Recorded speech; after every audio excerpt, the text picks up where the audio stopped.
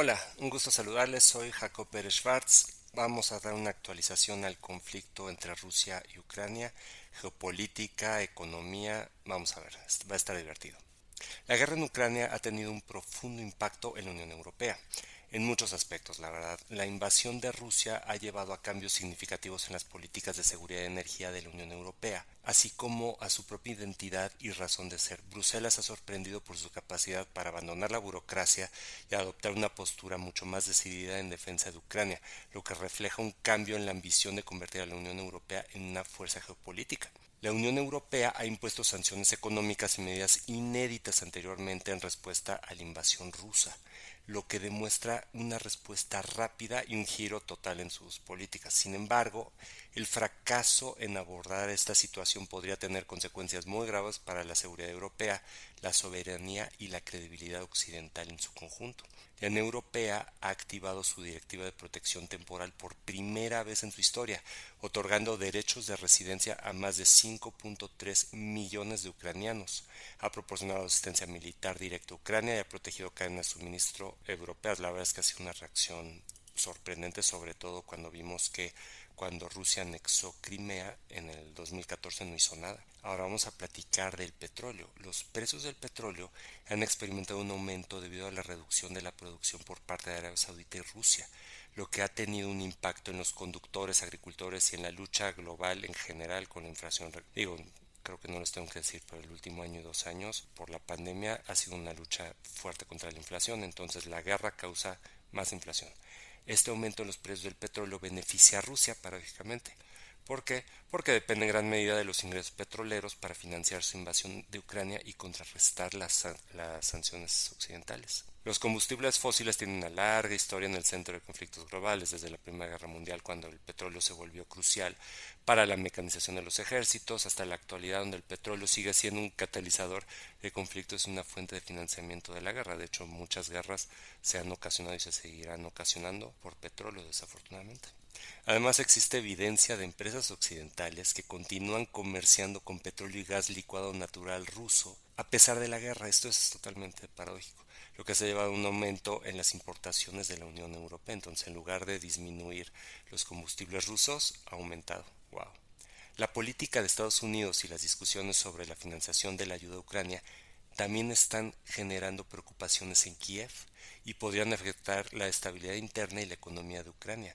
O sea, tuvimos ahorita el episodio que si de problemas de budget de Estados Unidos, que si paralizaba el gobierno, y dices, ok, si tenemos tema de budget, ¿por qué gastamos ese budget en Ucrania? Entonces es un problema y Estados Unidos tienen elecciones en casi un año, poquito más, en noviembre del próximo año. Existen lagunas en las acciones que permiten que el petróleo ruso sea enviado a partir de terceros países y luego vendido de nuevo a los mercados occidentales. La guerra en Ucrania ha llevado a un cambio en la opinión pública en Estados Unidos, donde la mayoría de los estadounidenses se oponen a la autorización del Congreso para proporcionar fondos adicionales a Ucrania en su lucha, pero sin esos fondos, pues ya sabemos el resultado de la guerra. La incertidumbre sobre el futuro del apoyo estadounidense ha creado preocupación en Ucrania, especialmente dado que la guerra se ha prolongado durante más de 20 meses. El mayor riesgo ahí es que ya la guerra ya no es noticia. Entonces, cuando es noticia, todo el mundo viendo, checando, vamos a ver cómo ayudamos. 20 meses después ya, desafortunadamente, ya no son noticia. A pesar de la incertidumbre, algunos en Ucrania creen que la ayuda de Estados Unidos continuará, mientras que otros son más pesimistas y ven posibles consecuencias negativas si la ayuda se detiene. El presupuesto actual de Estados Unidos incluye fondos para la industria de defensa y apoyo presupuestario directo para Ucrania, así como fondos para protección humanitarios y energéticos. O sea, no todo el apoyo es directo cash que le dan a Ucrania. Aparte es, te apoyo, pero con ese apoyo yo te vendo mis armas. Entonces sí te estoy apoyando, pero realmente también es gasto, es industria en la es inversión en la industria militar estadounidense.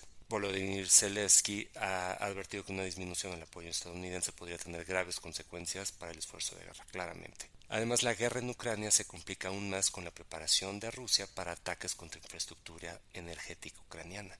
Se han lanzado ataques de misiles y drones contra instalaciones energéticas ucranianas, lo que plantea preocupaciones sobre el suministro y energía durante el invierno. Ya el invierno se acerca.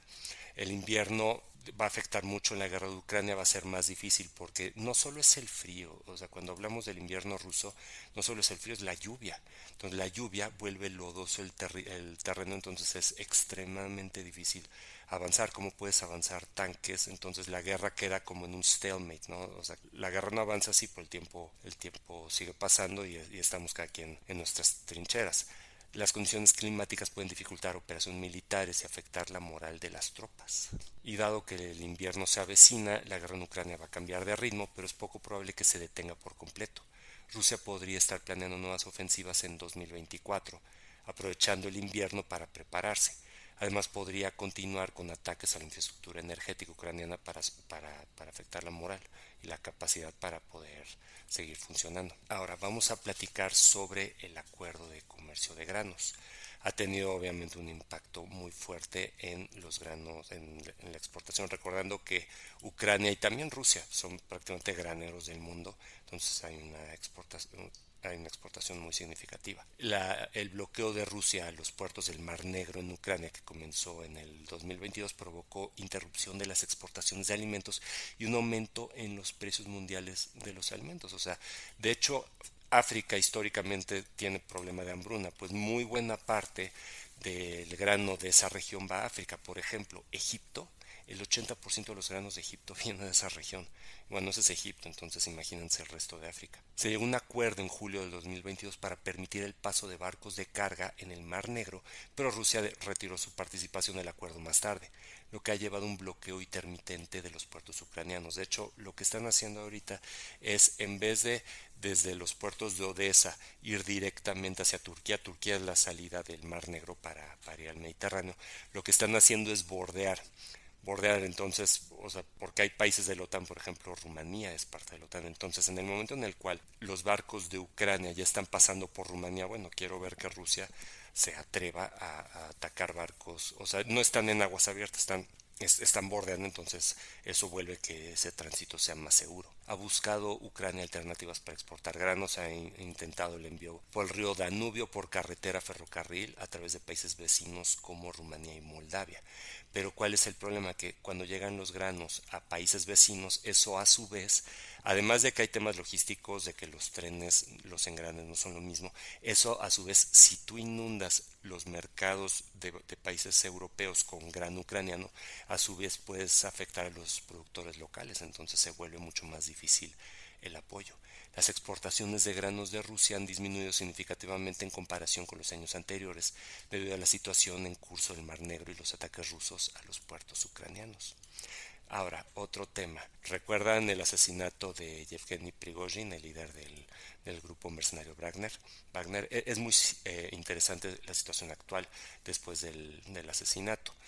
Hubo un ataque en accidente, vamos a llamarle accidente entre comillas, a su avión, pero no solo iba Prigozhin, iba la plana mayor del grupo Wagner.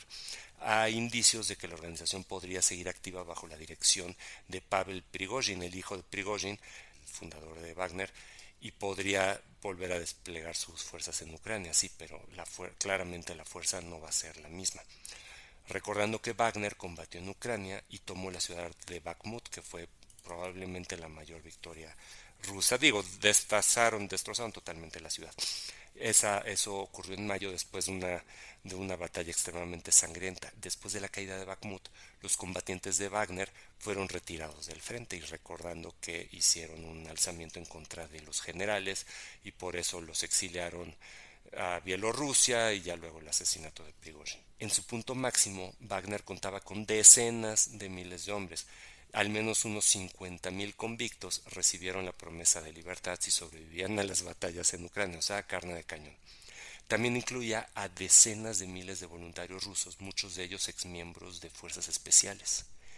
Y bueno, en cuanto a la situación actual, algunos combatientes del grupo Wagner han regresado al frente en Ucrania después de las recientes tensiones en la región de Bakhmut. Sin embargo, Wagner ya no es la poderosa fuerza que una vez fue y su regreso no espera que tenga un gran impacto en la situación actual de Crimea.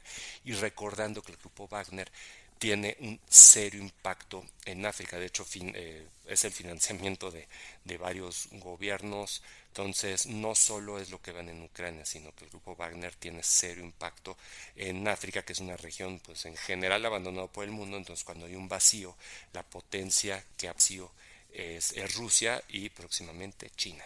Bueno, en resumen, la guerra en Ucrania ha llevado a profundos cambios en la Unión Europea, desde políticas exteriores hasta económicas. Estos cambios están afectando tanto a la Unión Europea como a Ucrania y la dinámica global en general. Y la guerra ya no es noticia, entonces cada vez el financiamiento de la guerra es más difícil y se acerca el invierno y con eso ya los avances son mucho más difíciles. Bueno, va a estar súper interesante.